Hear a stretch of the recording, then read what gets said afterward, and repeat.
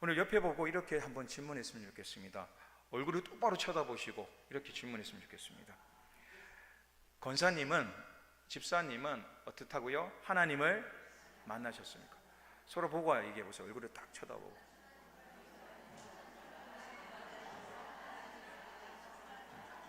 자, 이제는 두 눈을 크게 뜨고 질문하시는데, 정말 만나셨습니까? 정말 만나셨습니까? 자, 뭐라고 대답하나요? 네, 아멘 하면 축하해 주시기 바랍니다. 네, 축하드립니다. 갈등하는 분이 계시면 오른손 높이 들고 화이팅! 자, 하나님을 만나셨습니까? 축복받을 일이죠. 정말 그만큼 큰 은혜가 어디 있겠습니까? 또 못 만났다면 만나시길 간절히 축원드립니다. 상담할 때 저희 교회 말고 다른 교회 있을 때 한 청년이 청년부 회장이었는데 와서 심각하게 저한테 묻는 거예요. 뭐라 그러냐면, 제가 하나님을 만나는지 안 만나는지 모르겠습니다. 그러니까 왜 그러냐라고 물어보니까, 다른 애들은 만난 기적적인 이적들은 있었다고 얘기하는 거죠. 부흥회 갔는데 성령이 충만하면 뜨거움이 생겨서 막 눈물 흘리고 콧물 흘리면서 만나기도 하고, 어떤 친구들은 기도하다가 응답받았다는 거죠. 자기가 소원했던 것들이 이루어짐을 통하여 하나님 살아계시구나 라고 믿기도 하고, 또 성경에 보니까 바울처럼 다메섹에서 예수님 만나기도 하고, 또 베드로처럼 갈릴리에서 어부를 하면서 만나기도 한데, 자신의 인생을 이렇게 돌이켜보니까 그렇게 기억이 남는 게 없다는 거예요. 많은 예배를 드리고 심지어 모태신앙으로 지금까지 오고 청년부 회장을 하고 있는데도 마음속에 내가 하나님을 만났는가라는 질문 속에 아멘하고 대답하기가 너무 힘듭니다 라고 얘기하는 것이죠.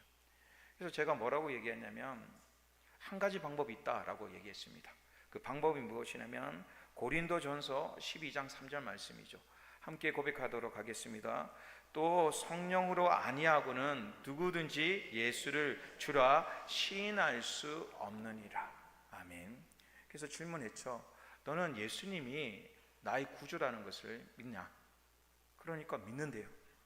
그리고 성경 말씀이 믿어지냐 하니까 믿어진다고 얘기하는 거예요. 그때 제가 뭐라고 얘기했냐면, 너는 하나님을 만난 것이다. 어떤 사람은 뜨겁게 만나기도 하고, 어떤 사람은 인지는 못하지만 서서히 만나기도 하고, 중요한 것은 하나님께서는 다양한 방법으로 만나 주신다는 것. 그리고 중요한 것은 그 하나님을 만난다, 항상 만난다는 것이죠. 오늘 이 말씀을 왜 드리냐면, 신앙생활의 핵심은 무엇이냐면 하나님을 만나는 것입니다. 예배를 통하여, 삶을 통하여 늘 항상 하나님을 만나는 것, 그것이 신앙생활의 핵심과 근원이라고 말씀드릴 수 있는 것이죠. 그래서 계속적으로 시리즈적으로 다양한 하나님, 이러한 사람을 만나 주셨습니다, 저러한 사람을 만나 주셨습니다라고 말씀을 듣고 있는데요, 이런 하나님을 오늘 만나시기를 간절히 소망합니다. 특별히 오늘 하나님의 만난 사람의 주인공은 모세입니다. 지금까지도 많은 사람, 특히 유대인들 속에 큰 영웅처럼 또 영적인 지도자로 지금까지 알려져 있는 사람, 그리고 많은 목사님과 성도들이 모세를 통하여 얼마나 많은 은혜를 받고 있는지 모릅니다. 그렇다면 모세는 어떻게 하나님을 만났을까요? 그리고 모세가 만난 하나님을 오늘 만나시기를 간절히 축원합니다.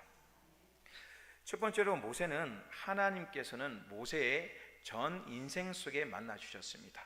함께 고백하도록 하겠습니다. 하나님께서는 모세의 전 인생 속에 만나 주셨습니다. 1절 말씀 함께 고백하도록 하겠습니다. 모세가 그의 장인 미디안 제사장 이드로의 양떼를 치더니 그 떼를 강야 서쪽으로 인도하여 하나님의 산 호렙에 이르매라고 말씀하고 있습니다. 오늘 나온 본문은 모세의 상황 속에서는 특별한 것이 하나도 없습니다. 다른 말로 일상적인 생활인 것이죠. 자신의 장인인 이드로의 양떼를 푸른 초장으로 인도하는 것, 그것은 다른 날 특별한 날이 아닌 것이죠. 늘 동일하게 해나갔던 일상적인 생활이라고 얘기할 수 있습니다. 특별히 말씀에 이드로의 양떼를 치더니라는 그 원어를 보니까 일회적인 의미가 아니라 습관적으로 지속적인 의미가 있는 것이죠. 그러니까 항상 그림에 나오는 것처럼 아침에 눈을 뜨면 양들을 유지하는 것, 보는 것이 자신의 삶이기 때문에 그 일을 했다라고 얘기하고 있는 것이죠. 그리고 이 모세의 인생을 보니까 특별한 것이 있냐라고 얘기했을 때 특별합니다. 어떤 특별함이 있냐면 너무너무 고생하는 인생이었다는 것이죠. 다시는 돌아가고 싶지 않을 만큼 모세의 인생을 객관화 볼 때는 거룩하고 아름답다 보기는 보다는 비참하기도 하고 처절하기도 하고 안타깝기도 하는 인생을 살았다라고 얘기할 수 있는 것입니다. 그는 처음에 태어났을 때부터 부모님께 버림받은 사람이었죠. 그 당시에 아들을 키울 수 없어서 석 달만 키우고 그 울음소리가 너무나 커서 더 이상 살 수가 없어서 나일강으로 보낼 수밖에 없었던, 인생에 태어날 때부터 민족적으로 부모님께 버림을 받았고, 또 누구의 손에 자랍니까? 애굽의 딸, 다른 말로 민족의 원수였던 그 왕족의 출신으로서 성장할 수밖에 없었죠. 그리고 그 인생에 찬란하게 필 40세 무렵에 어떤 일이 발생됩니까? 자신의 유대인들을 통하여 핍박당하게 돼서 또 신고당하게 돼서 두려워서 광야로 떠난 인생, 광야 속에서 40년 동안 오늘 말씀처럼 늘 동일한 인생, 양을 칠 수밖에 없던 인생을 살다가 또 주님의 부르심을 당해서 왕족과 왕국으로 돌아간 것이 아니라 그들을 데리고 40년의 광야 생활을 또 하게 됩니다. 그리고 120세가 됐을 때 어떻게 됩니까? 그렇게 바라던 땅으로 가지 못하고 약속의 땅, 젖과 꿀이 흐르는 땅, 가나안 땅으로 가지 못하고 먼 거리에서 그 모습을 바라볼 수밖에 없는, 그리고 느보산에서 120세에 아무도 모르는 고독 속에 하늘나라에 갔다라고 성경은 얘기하고 있습니다. 이러한 인생이 화려한 인생입니까? 이러한 인생이 정말 하나님께서 전 인생을 돌보셨다고 우리는 고백할 수 있습니까? 사도행전에 스데반 집사가 이 모세의 인생에 대해서 이렇게 설명하고 있는데요. 사도행전 7장 20절에서 23절 말씀입니다. 함께 고백하도록 하겠습니다. 그때에 모세가 났는데 하나님 보시기에 아름다운지라. 그의 아버지의 집에서 석 달 동안 길리더니 버려진 후에 바로의 딸이 그를 데려다가 자기 아들로 기르매 모세가 애굽 사람의 모든 죄를 배워 그의 말과 하는 일들이 능하더라. 나이가 40이 되매 그 형제 이스라엘 자손을 돌볼 생각이 나더니. 다시 20절 말씀 한번 비춰도록 하겠습니다. 노란 글씨에 하나님 보시기에 어떻다고요? 아름다웠다라고 설명하고 있습니다. 아름다웠으면 우리가 상식적으로 왕족에 태어나 부귀영화를 누리며 또 인정받고 명예 속에 살아가는데, 그 아름답다는 인생을 훑어보고 서술하는데 뭐라고 얘기하냐면 태어나자마자 어떻게 됐다고요? 버려졌다. 그리고 그 다음 말에 보니까 어떻게 됐습니까? 모든 죄를 배웠다. 그러면 또 아름다운 인생을 살 것처럼 보였는데 또 뭐라고 얘기하죠? 40세가 되어 이스라엘, 애굽을 돌볼 생각이 아니라 자신의 원래 뿌리인 이스라엘 자손을 돌볼 생각이 나더라. 이 생각남을 통하여 어떤 인생이 되었습니까? 강요로 쫓겨나는 인생이 될 수밖에 없었던 모습인 것이죠. 그런데 이 인생, 어떻게 보면 비참한 인생을 성경은 한마디로 정의하는데 뭐라고 정의합니까? 하나님 보시기에 아름다운지라. 그리고 이 아름답다는 것은 창세기에 하나님께서 세상을 만드시고 인간을 만드시고 보기 좋았더라 하는 그 원어와 같은 일맥의 상통인 것이죠. 다른 말로 완벽한 아름다움을 얘기하고 있는 것입니다. 모세의 인생이 비참하다라고 얘기할 수밖에 없었지만 하나님 보시기에 그 인생은 창세기에 나왔던 완벽한 아름다움과 미라고 말씀하고 있는 것입니다. 그렇다면 우리는 좀 질문하게 되죠. 오늘 말씀에 모세의 전 인생 속에 하나님께서 돌보셨다, 만나주셨다라고 표현하였지만 그 인생을 하나하나 쪼개보면 비참하기도 하고 억울하기도 하고 괴롭기도 한 인생, 왜 그 인생을 하나님께서는 아름답다라고 말씀하셨을까요? 제가 지금 월요일마다 무엇을 이제 배우기 위해서 서울로 가거든요. 서울로 가게 되면 뭘 타고 갈까요? 맞습니다. 지하철을 타고 갑니다. 지하철을 타면 앉을 자리가 없잖아요. 이렇게 서 있게 되죠. 서 있으면 어떤 자리가 좋냐면 입구 들어오는 그 자리가 참 좋거든요. 그래서 이렇게 메고 종로 5가까지 이제 타고 가는 거예요.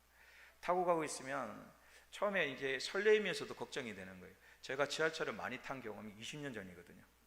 20년 전 고신대를 가기 위해서 지하철의 끝으로 가야 되는 한 1시간 30분 그렇게 타고 다녔던 기억이 나면서 어떤 것이 됐냐면 20년 전에는 저도 젊었잖아요.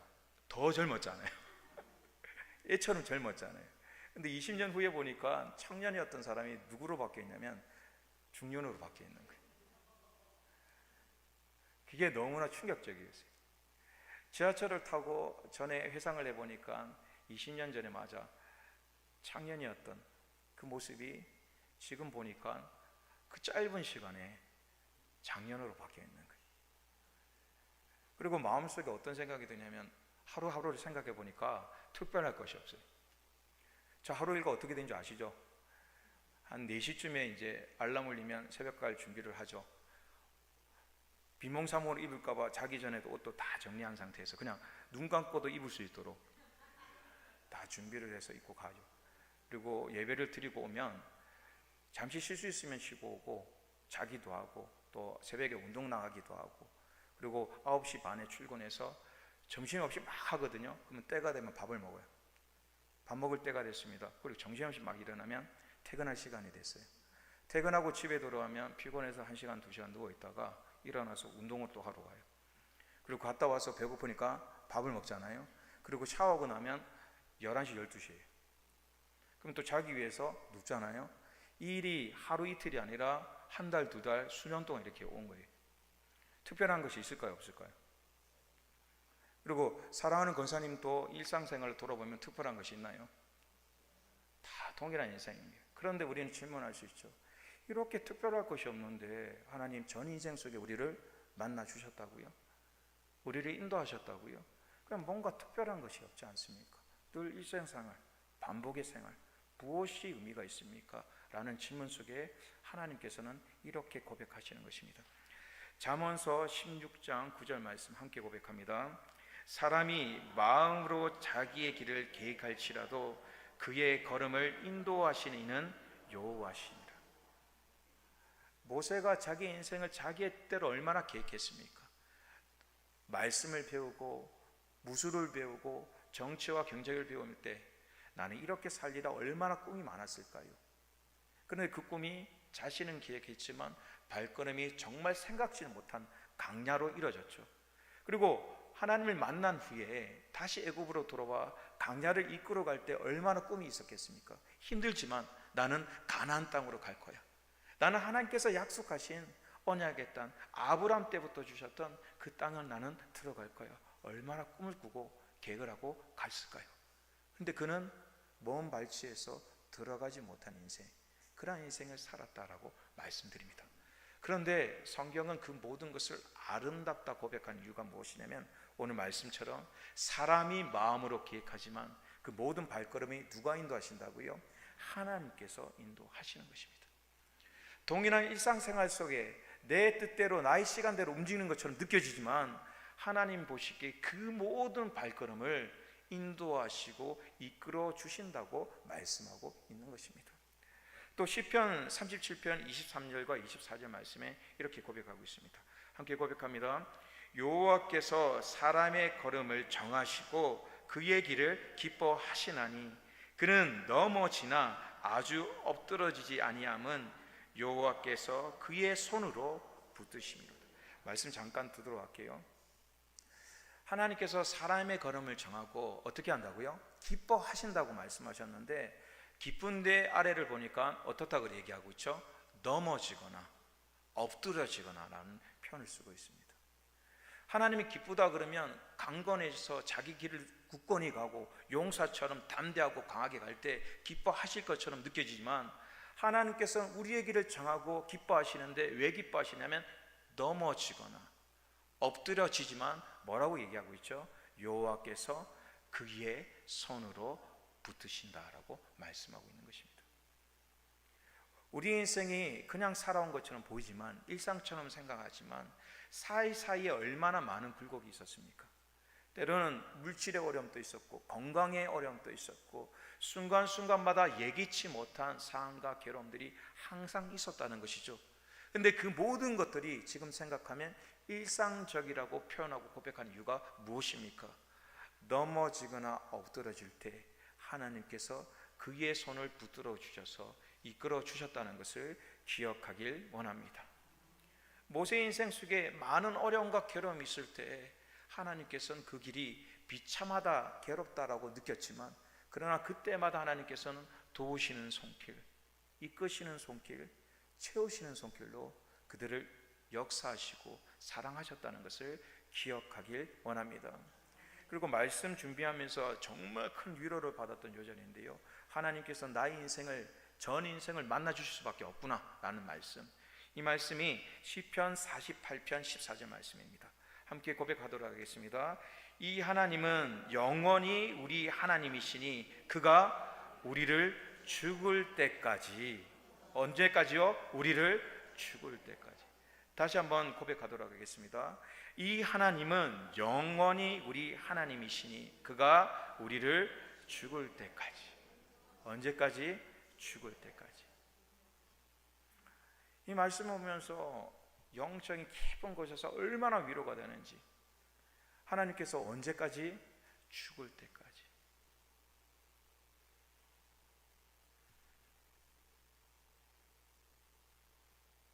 최근에 문자가 왔는데 나라에서 온 문자예요. 저한테 나라에서 온 문자가 없잖아요. 근데 내용이 뭐냐면 여권 갱신해라고. 여권 말이죠. 여건이 다 돼갔구나. 고민인 거죠. 이거 지금 해야 될까 말아야 될까. 근데 그거 보면서 어떤 생각을 했냐면, 생각해 보세요. 하나님께서 오늘 예배를 끝마치고 가면 여건을 주실 거예요. 어떤 여건이냐면 오늘부터 일주일만 내가 돌봐줄 거야. 일주일 뒤에 만료야. 어떤 분은 한 달 뒤에 만료야. 어떤 분은 1년 뒤에 만료야 라고 얘기했을 때 돌아갈 때 심정이 어떨까요? 일주일인 분들은 한숨 푹 쉬고, 한 달 있는 분들은 그나마 마음이 위로를 얻고, 1년 있는 사람은 다행이다. 근데 하나님께서는 오늘 뭐라고 말씀하시냐면, 예배를 끝마치고 돌아갈 때 내가 은혜를 줄 텐데 언제까지? 너가 죽을 때까지. 내가 죽을 때까지 인도하시겠다. 모세 인생을 보니까 정말 그가 하늘나라에 가는 날까지 하나님께서 돌보시고 인도해 주셨다는 것이죠. 모세가 순간만 하나님을 만난 것이 아니라 그의 인생을 다 돌아보니까 정말 우리의 하나님, 나의 하나님, 우리 가정의 하나님께서 우리를 죽을 때까지 하나님께서 인도하신다. 그 약속이 큰 위로가 될 줄 믿습니다. 그래서 하나님께는 전 인생 속에 우리를 만나 주십니다. 그 확신과 믿음을 가지고 나아가기를 간절히 소망합니다. 비록 일상생활이라 느껴지지만 일상생활이라 느껴지는 것이 뭐라고요? 축복인 것입니다. 그래서 그러한 생활 속에 늘 하나님을 만나고 의지할 수 있는 심령, 그리고 흔들릴 때마다 하나님께서 나를 죽는 날까지 인도하셨다, 그 말씀을 내가 믿고 오늘 하나님을 의지하고 만나기를 원합니다. 동행하기를 원합니다. 고백할 수 있는 신앙생활이 되기를 간절히 소망합니다. 그리고 서로 한번 인사했으면 좋겠습니다. 어떻게 인사하냐면, 권사님, 집사님, 하나님께서 언제까지요? 죽을 때까지 우리를 인도하신대요. 서로 인사하기를 원합니다.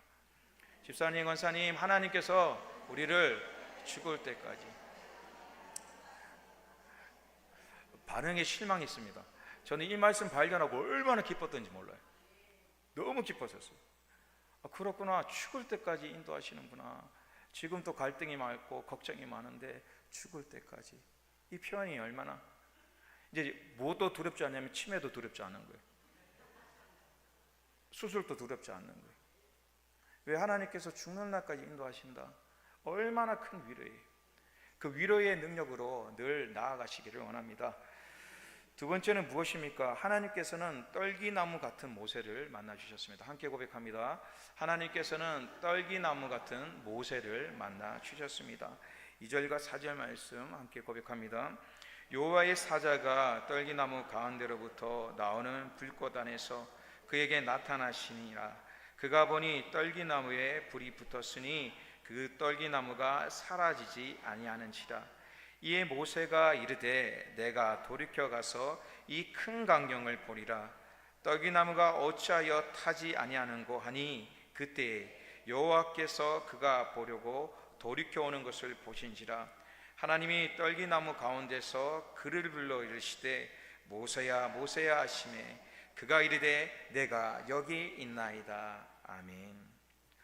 오늘 본문에 보니까 일상생활이었던 모세가 특별한 것을 발견하게 되는데, 떨기나무, 학명어는 아카시아 니로티카라고 얘기하는데요, 이 나무에 불이 붙어 있습니다. 그 나무를 보시니까 어때요? 한 뿌리 들이면 집에 가서 키우고 싶으세요? 보시면 이런 생각 되죠. 아, 저게 뭐야? 나무면 조금 뿌리도 있고 기둥도 있고 뭔가 보기에 보암직도 해야 될 텐데 저게 뭐야? 라고 얘기할 수 있는 것이죠. 좀 하나님께서 불이 붙으려면 고농나무 같은 한 300년 500년 된 나무에 불이 붙으면 얼마나 멋있겠어요. 그런데 떨기나무 좀 있으면 태워갖고 아무나 쓸모 없잖아요. 저거 주면 욕먹을 정도의 나무잖아요. 신방 갈 때 저 떨기나무 드릴게요, 의미 있습니다 그러면 어떻게 하시겠어요? 좀 주려면 보기도 좋고 가격도 나가는 나무에 불이 붙으면 얼마나 멋있겠어요. 그런데 고작 붙는 것, 늘 흔하디 흔한 가시더기 나무, 흩어지고 바람 불면 날리는 그 나무 속에 불이 이렇게 붙어 있는 것이죠.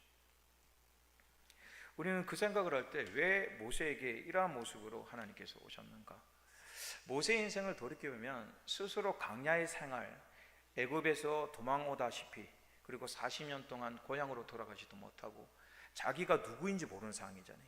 자신은 유대인인 줄 알았지만 애굽의 왕족이었고, 또 외국의 왕족으로서 유대인을 섬기려고 그랬지만 유대인의 고발로 통하여 두려워 도망갈 수밖에 없는, 그리고 지금 이대로 이방의 땅에 와서 자신이 지금 뭘 하고 사는지, 어떻게 살아가는지, 그리고 앞으로 어떻게 될지 얼마나 많은 고민과 갈등이 있었겠습니까? 그리고 자신을 돌아볼 때마다 얼마나 한심하겠어요. 그 화려했던 모든 것, 그거 그냥 좀 참았으면, 그냥 애굽의 사람으로 살았으면 지금 이렇게 고생하지 않고 전 세계를 토령하는 왕족이 되었을 텐데, 지금 나의 인생은 어떻게 될까? 나의 모습은 어떻게 될까? 아침에 눈을 뜨고 해가 질 때마다 고통 속에, 괴로움 속에 있는 삶, 어떻게 보면 하나님께서 또 스스로 보기에 떨기나무처럼 아무런 가치 없는 존재, 사라져도 아무도 모르는 존재, 그러한 인생 속에 하나하나 살아가고 있었죠. 그런데 특별한 일이 생겼죠. 그 떨기나무에 무엇이 붙었습니까? 불이 붙었다는 것이죠. 타지 않는 불, 사라지지 않는 불이 붙었다는 것이죠. 그러면서 그 떨기나무가 어떤 나무가 되냐면, 따라합니다. 떨기나무 위에 하나님께서 임재하시니 그 나무가 가장 특별한, 고귀한, 거룩한 무엇이 됐다고요? 나무가 되었다는 것입니다. 하나님께서는 낙심한 모세의 인생 속에 하나님의 임재 속에 어떻게 달라질 수 있는지, 그 영광의 삶이 어떻게 보여줄 수 있는지를 떨기나무의 모습을 통하여 보여주셨다는 것이죠. 비록 그 나무는 가치가 없고 볼품이 없지만 그 위에 하나님의 은혜가 임하면 세상의 어떤 것과 바꿀 수 없는 존귀한 자, 특별한 자가 된다는 것을 하나님께서 만남을 통하여 보여주셨다는 것입니다. 이 하나님의 만남은 얼마나 은혜로운지 아세요? 히브리서 9장 28절 말씀에 우리의 만남에 대해서 이렇게 말씀하고 계십니다. 함께 고백합니다.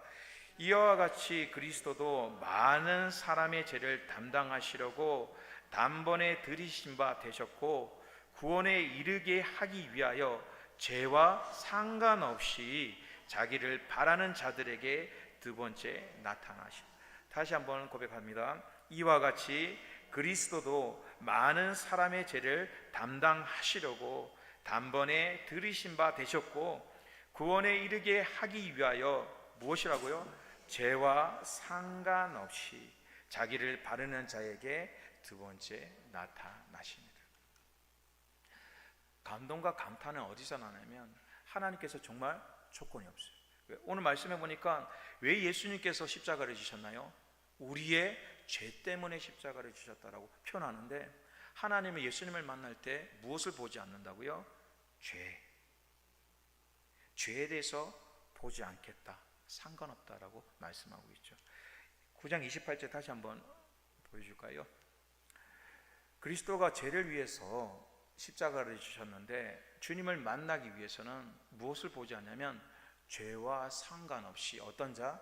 하나님을 바라보는 자, 만나기를 원한 자에게 나타나신다라고 말씀하고 있는 것입니다.